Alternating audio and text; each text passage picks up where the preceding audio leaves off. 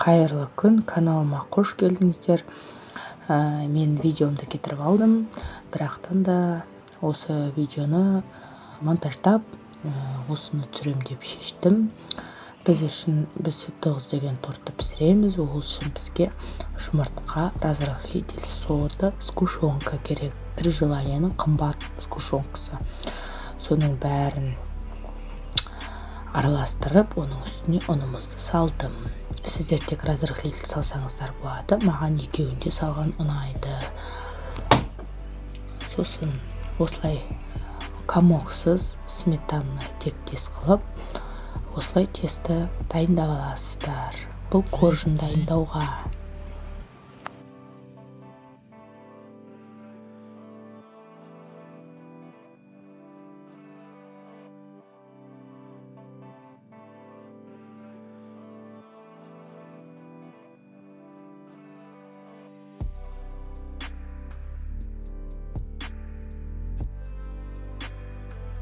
Одан кейінгі қадамымыз осы дайын болған корждарымызды пісіруге пергамен жасаймыз. Пергамен қағазын баптаймыз. Ол үшін керек формадағы пергамен қағазын аламыз. Сіздер мен сияқты қоңыр цветін емес, или сарғыш цветін емес, міндетті түрде пакнардың ақ цвет пергамен қағазын алыңыз. Соған өзіңіздің керек шеңберіңізді сызасыз да, үстіне дайын болған жаңағы тестімізді орналастырасыздар. Ақ дейтін себебім пакнардікі бірнеше кезде қолдансаңыз да болады, біріншіден, екіншіден экономичный, екіншіден тестіні қандай тонкий болса да, қалыңдығы қандай жіңішке болса да, ол не болады, тез алынатын болады. Менде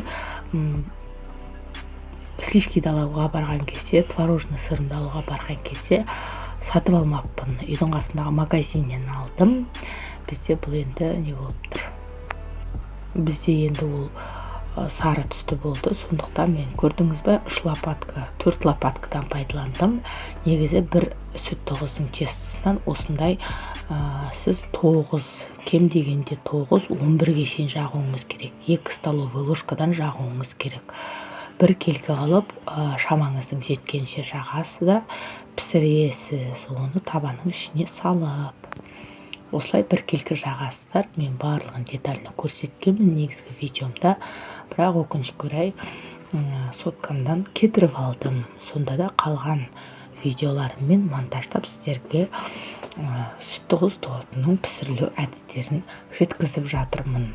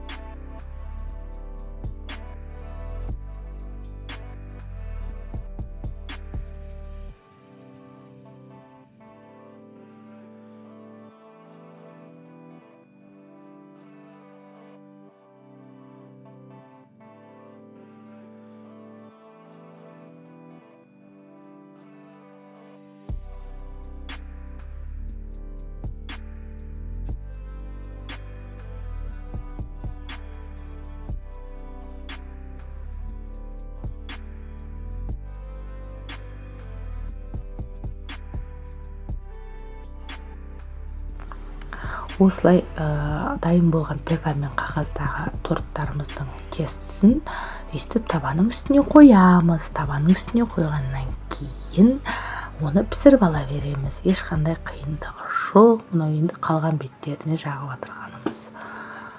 Келесі листтерге мен өзім 5 листпен жұмыс жасадым.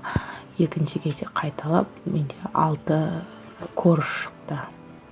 Үстіп жағып аласыз. Ең кемі сізде 9 болу керек. Сапасы төмен болғандықтан мен қалыңдау қылдым. Сіздер қалың қылмай, жұқа қылсаңыз, кремнің сіңу процесі тезірек болады да, жеген кезде де адамға сүйкімді көрінеді.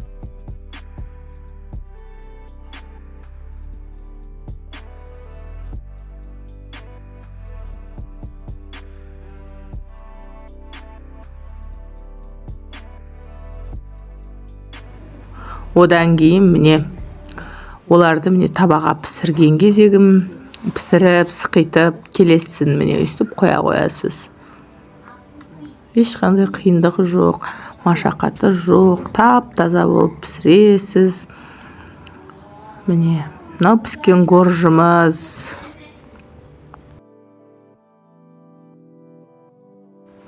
Осыдан кейінгі процесс енді корждарды алу процесі.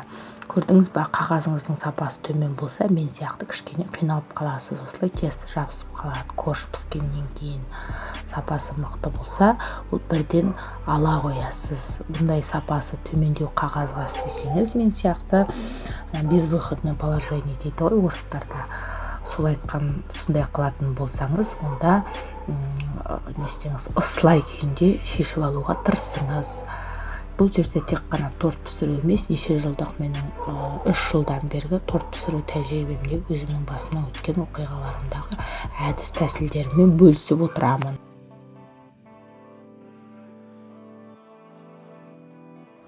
Бұдан кейінгі кезек тортымызды жинақтаймыз. Форс-мажорный ситуация, мән бермеңіз. Осылай творожный сырды мен өлшеп отырмаймын. Весі біріншіден жоқ, өлшеуіш таразы, екіншіден уже мен үйренгенмін. Неше жылдан бері пісіріп, өйстіп творожный массаны, маскарпонесін алсаңыз, бортиктарға особенно күшті шығады. Выпупай, красный бархат деген сияқты торттарды пісіргенде бұларды пайдаланасыз. Менің миксерімді бұзылып қалды, өкінішке орай. Одан Tupperware'ның ручной миксері бар еді, үйде соны пайдаландым. Міне миксермен істеу процесі. Уже бұл жерде сливкиді бәрін құрамына салдым. Бұл жерде творожный сырмен ең бірінші сахарный пудраңыз, екеуін әбден араластырасыз. Содан кейін барып миксермен осылай айналдырасыз. Одан кейін оны апарып үстіне барып сосын сливкиді құясыз. Осындай масса шығу керек. Осындай масса шыққаннан кейін барып оны тортымызды әсемдеуге пайдалана беруге болады.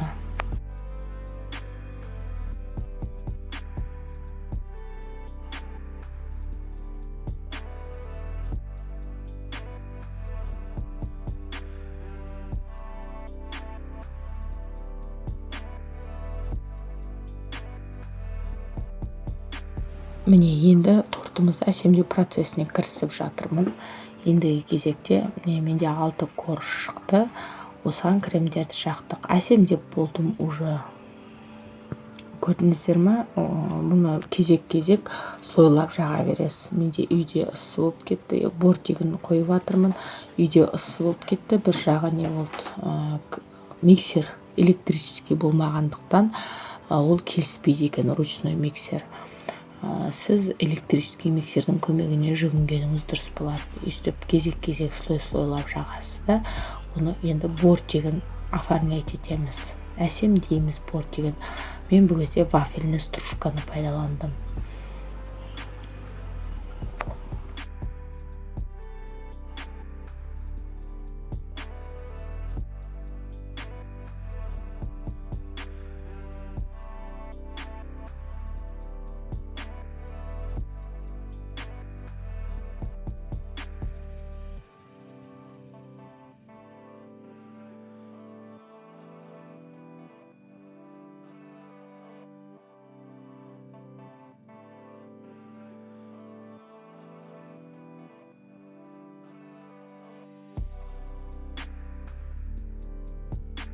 Осылай оформлять етіп жатырық.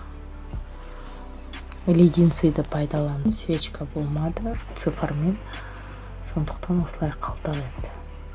Одан кейін түрлі түсті оформлениеге шоколадтар пайдалансаңыз болады. Подсыпка, оңыңыздың қалауынша істей бересіз.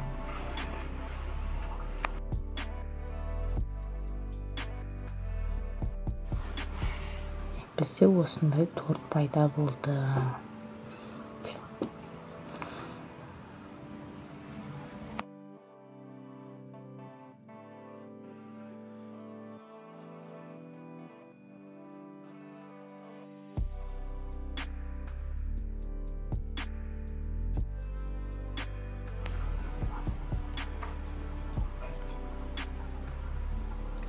осындай торт барлық жағынан. Енді өзіңіздің фантазияңызға байланысты оны оформлять ете беріңіз.